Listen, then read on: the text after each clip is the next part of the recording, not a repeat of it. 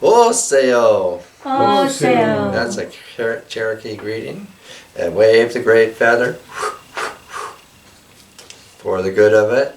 That's all to summon the spirits. We like to be here today. And I'm going to do a subject. I've been celebrating the life-creating culture of the ancient Coyote, the Mutawitam, out here from the Azabarego Desert. And my theme is going to be the liberation of her womb. And to start that off, Claudia here, she's going to read one of her poems. So you can come up here, Claudia.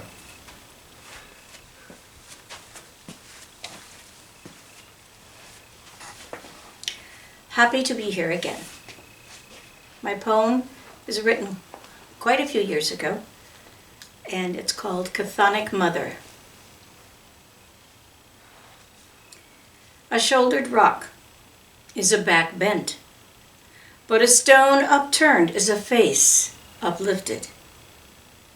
A mythic place emerges on the curve in my road as a temple juts out of a mere viewed rear. It has been right here, under our snouts, all this ancient time.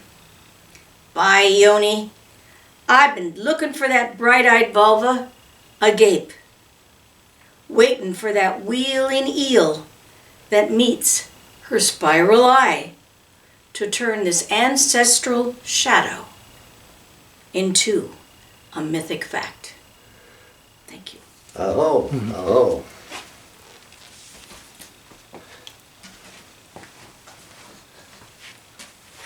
Stepping into the limelight. The camera people are changing their position here.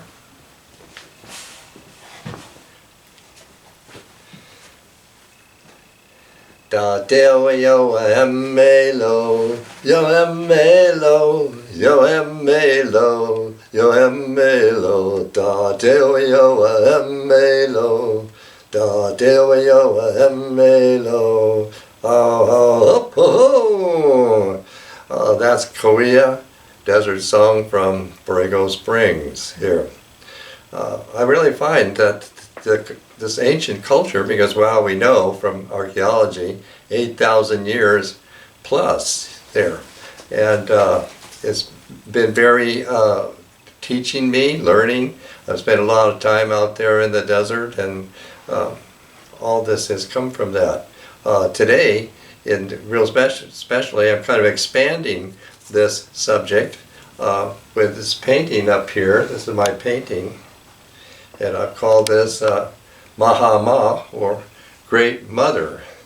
And it's my configuration of everything that I feel about her. And that's my centerpiece for this topic today here. I have to start with a little bit and come back here to me.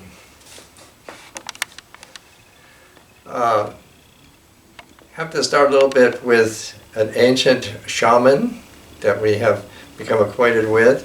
In 1968, about then, these books were published by Carlos Castaneda. If you look here. This is a reprint of the original one, and on the cover it had this black crow. And I have something that is in sync with that right now.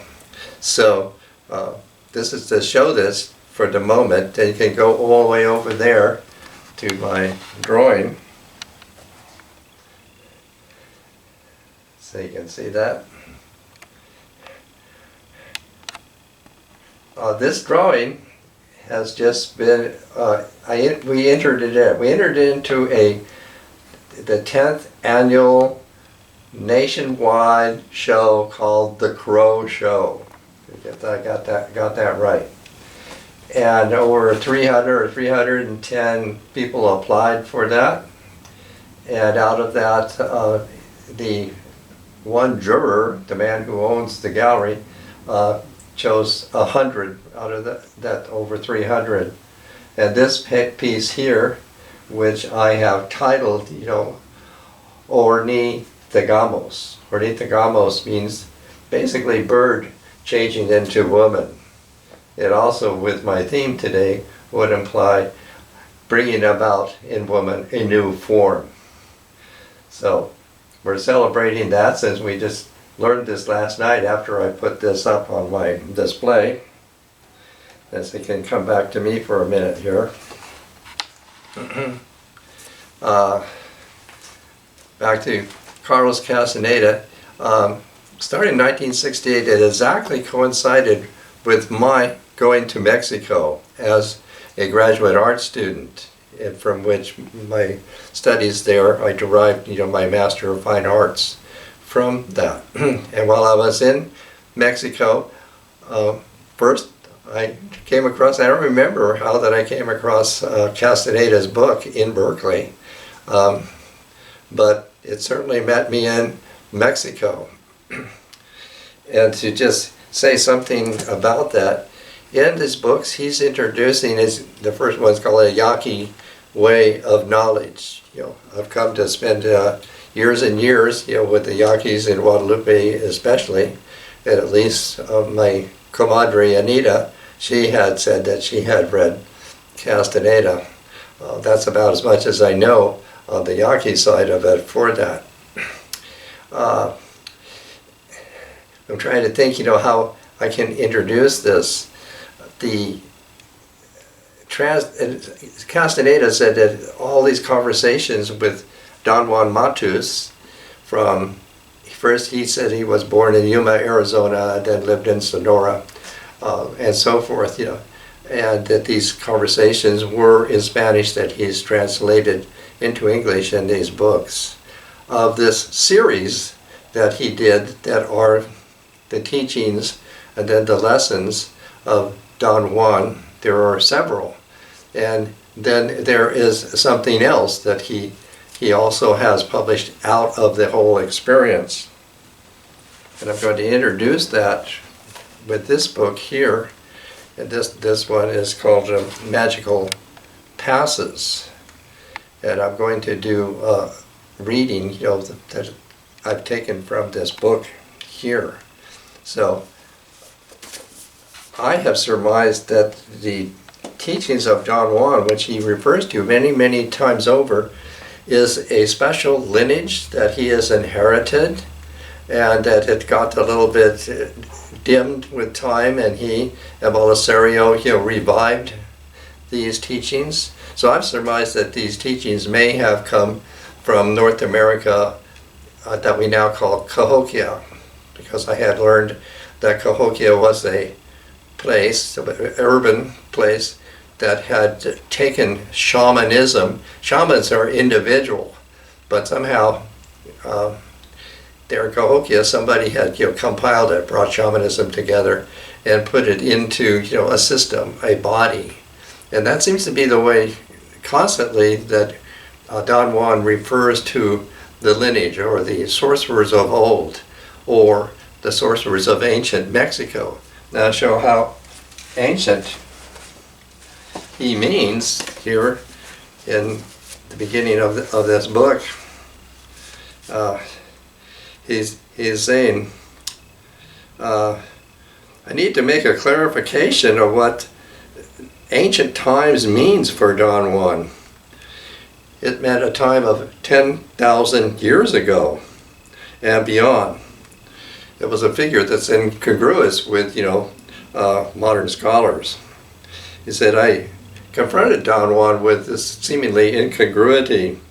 He said he believed it to be a fact that people who lived here in the New World, we now call Turtle Island, 10,000 years ago, were deeply concerned with matters of the universe and perception that modern man has not even begun to fathom.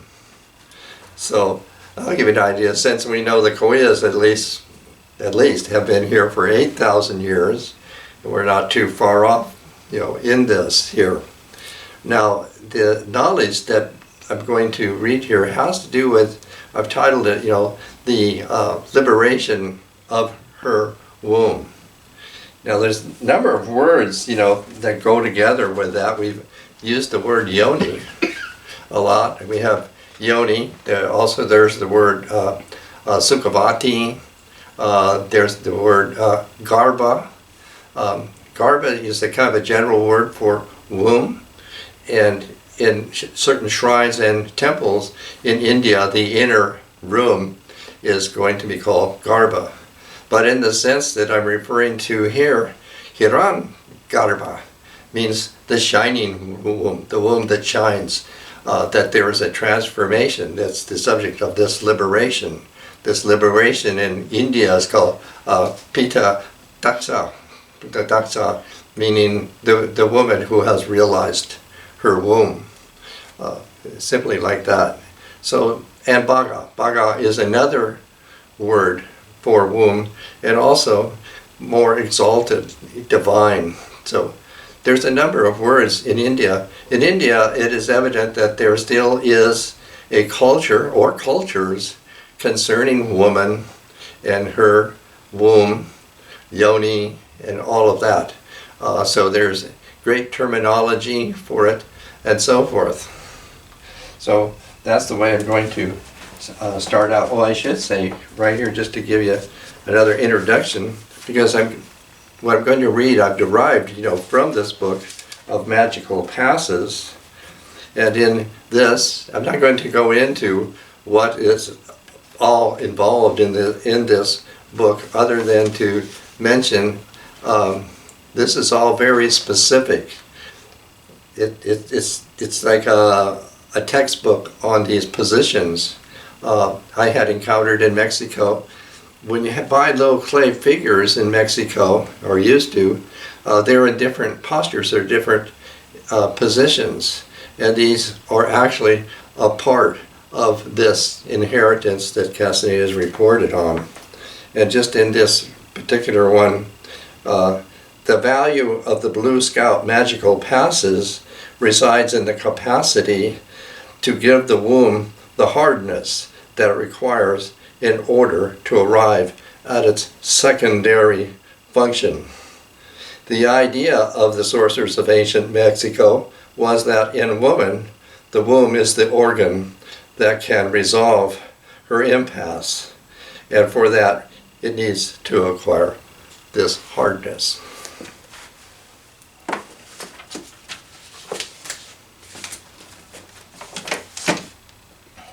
So now I'm going to read this that I've derived from this book in this way. The liberation of the womb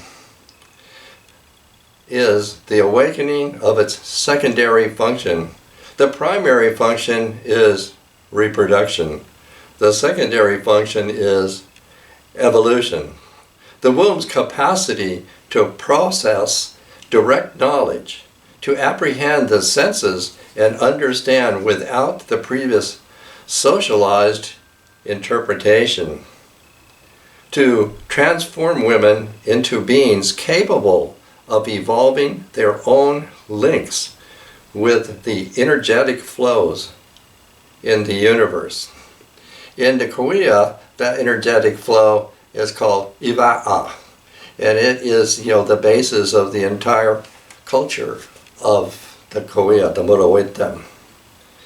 Women, because they have a womb, are so versatile, so individualistic in their ability to be conscious of this vitality directly, but maybe are unaware of their ability, only because there isn't somebody to point it out to them that it's natural for them to know it.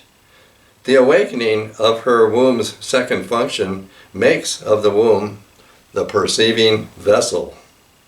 The premise is the acceptance that we are perceivers, to become the vessel of perception, and that woman can transform her understanding of the sympathetic resonance to her womb, a knowledge only comprehended by woman, and cannot become the formalized knowledge of the world.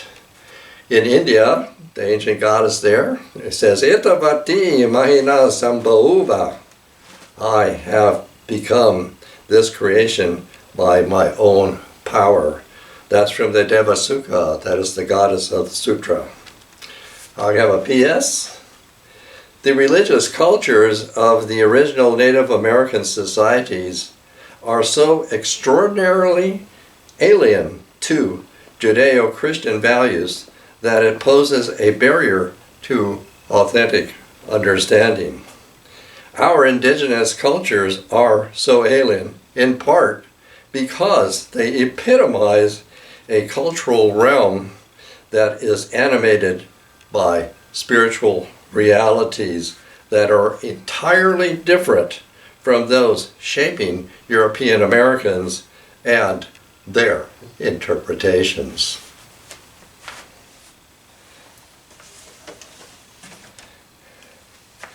So with that, then I'm going to sort of interweave here with that subject up here, with my painting again, that I felt is my expression, to involve all of these facets here. Here, I have a little piece here. This is called a Yoni Tastani. Yoni Tastani means Yoni's place. And what exactly goes with that? She who crosses our desires is both Virani, the separator, and when favorable, she is Sabharani, the reconciler. And the red lines means, the fecundity of Sakti, the female power of life. And the red dot, Yamala, in the middle, means the water of the womb's water, or supra. So that's something that can figure in here with this. Referring to the culture here that I'm kind of summarizing again, here's Mukhat. Mukhat, who with his brother were hatched from white spider eggs, who were part of the on a thread of the cosmic web here. But when he, hatched out of the spider egg, he couldn't see because it was all dark. It was only darkness. So his first act was to create Mulyak, the lizard, right above him here. Well, this is crucial. We have Mulyak and his brother Tamawayat. This is the primordial creating pair. But in order to function, there had to be Mulyak, whose name means something like the first spirit of the first person, like that. And what happened was that Mulyak swallowed, sucked in all of the darkness so that Mulyak to Mukhat could see. And this brings to mind to me the ancient Upanishads of India, like 3,000 years ago. It's necessary to disperse the mists of empirically acquired knowledge from our eyes. That's in the Brahmanas 3.2.13.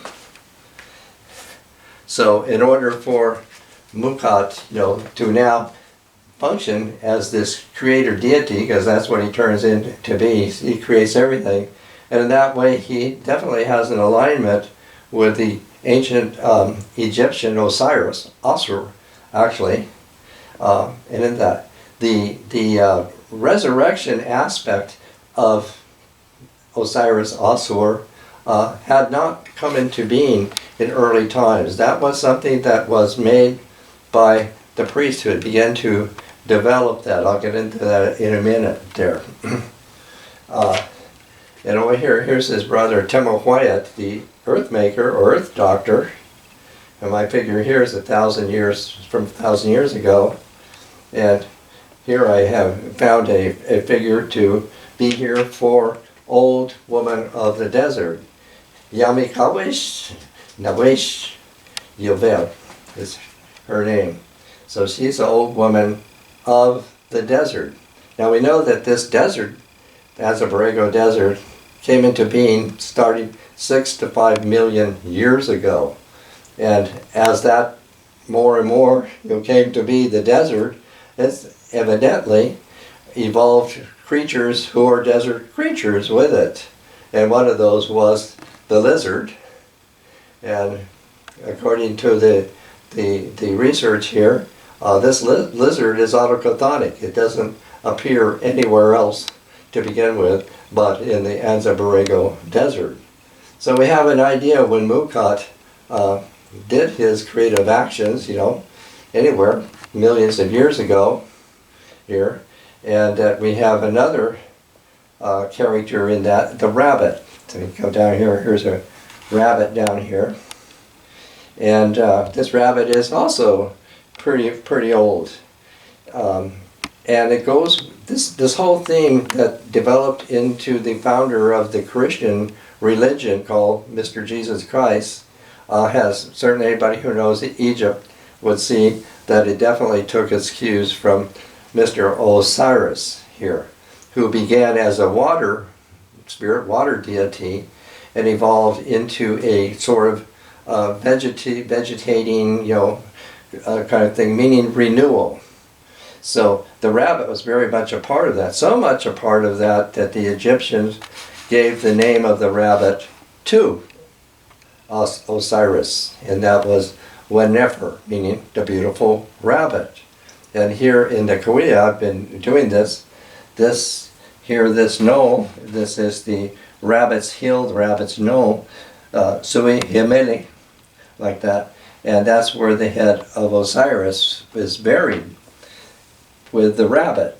And so this is, now we call this a rabbit warren here, with the rabbit. And everything there, this is out here, past Santa Isabel, now called Warner Springs, before that Kupa, or it's actually Rabbit's House, Sui Piki. So there's Rabbit's Knoll, there's Rabbit's House, and behind the village there is the Rabbit's Mountain, I think it's called there. So the rabbit's been very much a part of this ancient culture, and you're looking at this rabbit, doesn't look very different from the rabbit of 3 to 4 million years ago. The specimen that they have illustrated in the fossil book of Borrego Springs is one of these rabbits, prehistoric rabbits, has a bulb on the bottom base of his skull, which would hold the inner ear. So the largeness of this bulb does say that this rabbit had a larger capacity for hearing. In Egypt, the stress in the name Messenger for the rabbit in Egypt is its hearing. So there's a correlation there between the prehistoric rabbit of Anza Borrego and the ancient Egyptian rabbit Messenger and the Egyptian Osiris and the Kuya. All this goes together. So you kind of want to think about, here in this society at least, the rabbit or Easter bunny. What's that all about?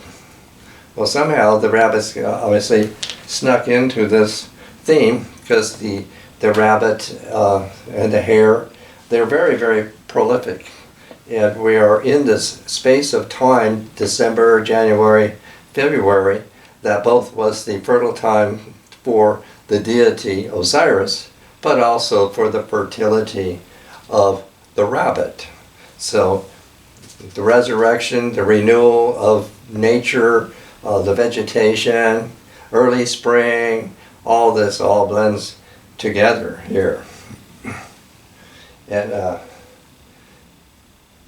up here I have, this is a Mexican jaguar woman, you see, still lives, and to the side of her, this figure here is from 7,000 years ago. This is from the Levant, or now we're calling the Holy Land over there. And while I was in Mexico, especially, women were still making clay figures that would resemble this. And what is it? You see that it's made with a lot of parts instead of just molding something all together like the figure next to her. She's all made, everything, her eyes and her breasts, everything are all made of parts. So this shows that the ancient goddess is a unity of parts. And go over there to the other side of her. This is a figure from ancient Western Mexico. Could be hundreds of years old. I'm not sure how old it is here. But I put there between her legs here. This is called the Shiva Lingam in India. And a whole thing that has developed. You find here and there the masculine or the patriarchy has entered into the feminine goddess or great mother cultures. In the Mediterranean, it has completely eclipsed anything of the feminine. But in India, practically everything is still there. But there's kind of a mistake going on with this, the Shiva Linga. It is being interpreted thoroughly that what's being called the Linga is a phallus, and that Shiva is the phallic god, the phallic deity. And all kinds of things go on with culturing this idea that the Linga is a phallus and the phallus of a god Shiva, and that it's in the yoni. In India, correctly, this is Bhagshiv. Again, the Bhaga. This is the Bhagshiv, meaning the clitoris that is in her vulva, in her yoni. The word yoni, again, has come to be used as the vulva, but originally it means something more like source. When I was in the Vedanta in Berkeley, you have Brahma is the yoni of the universe. But these things have become, I don't know what you say, more sensible, sensational, or something like that. But this is sort of a hidden fact in it, that the Bhagshiv really means her clitoris that is in her vulva, her yoni, is what we would call it. Down here I have this figure that I very much adore. This is contemporary Mexican, and I would say she has the good figure of what we are calling the goddess. I mean, for a long time we've been seeing goddesses. They look pretty much like have figures of teenagers, and slim, maybe with some physical attraction. But here, she's very corporeal, and so I think that she's a very suitable image for the ancient goddess. And to kind of go along with that, you can come all the way up here. As miniature as it is, people may recognize this figure here. This is from the ancient caves in Europe, in France or Spain, like that. I don't know how many that they have found. They've dubbed her Venus, the Venus of Waldorf, for instance, here.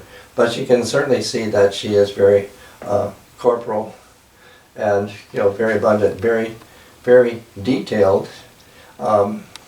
As far as I know, these figures are made out of different material, like carved bone or clay, and so we have all of that.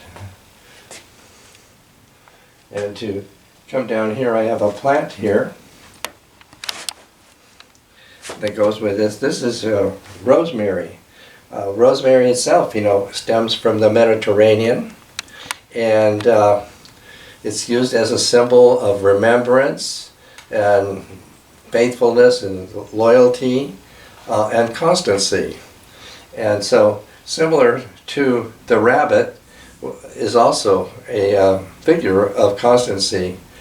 And so it seems very appropriate to have this rosemary here.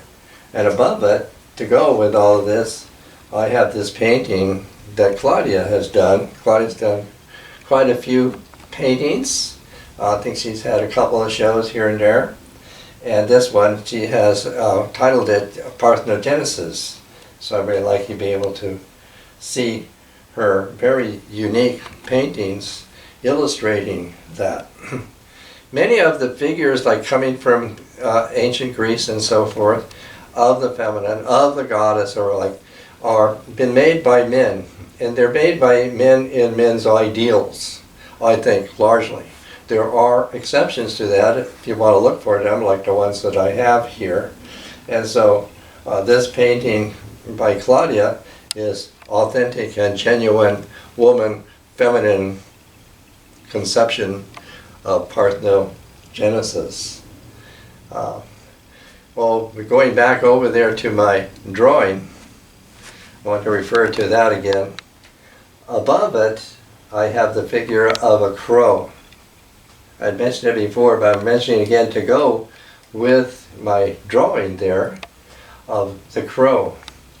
Now, in the ancient culture that's still continuing in India, they call it the tantric culture.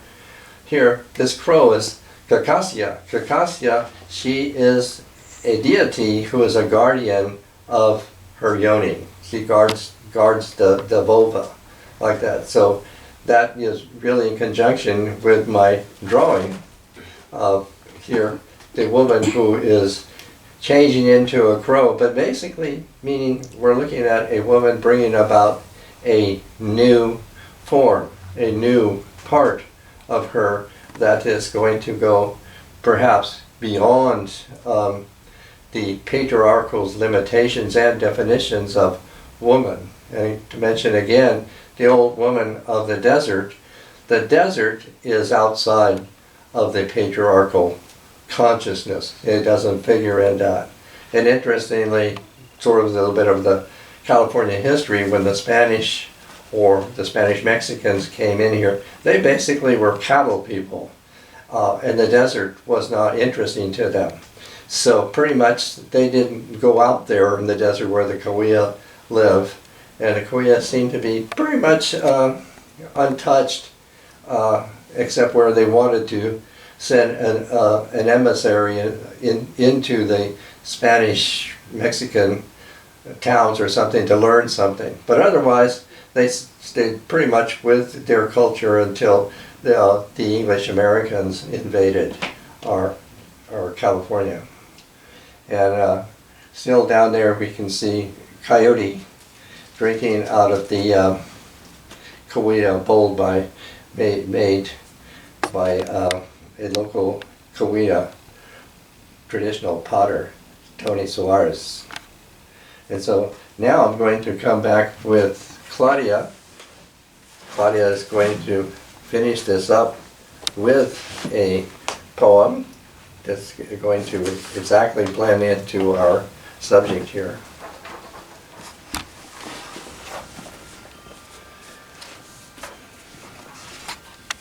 So Coyote chose this poem of mine. It's short.